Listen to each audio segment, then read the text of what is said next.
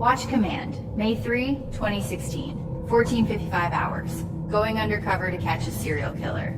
I should have listened to Kelly. What the hell made me think I was ready? Despite Maxine McMenamin's efforts to ignore the reminders, the scar remained a permanent fixture in her mind. Even the slightest movements reminded her of what had happened just short of 1 week earlier. Shooting pains in her right elbow and hand accompanied the soreness in her back and shoulders. This was her first day back to full duty, having turned down a lesser assignment while she healed. She stood motionless, the marks of bruises on her neck and chin still evident. She tucked in her uniform shirt and adjusted her duty belt on her hips.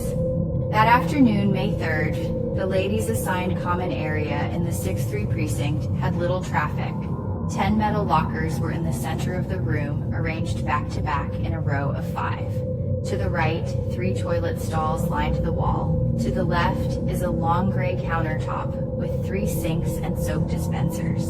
Maxine leaned against the countertop, waiting to be alone, as 2 secretaries had not finished their break. While watching them in the mirror, she noticed one turn her back and whisper to another, who shied away from Max's eyes. "Do you have a problem?" she snapped.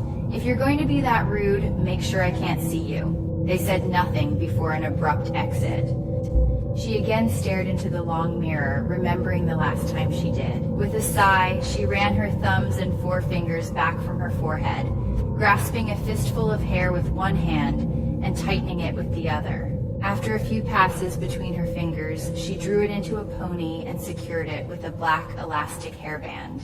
Despite wanting to scream, Max opted for silence.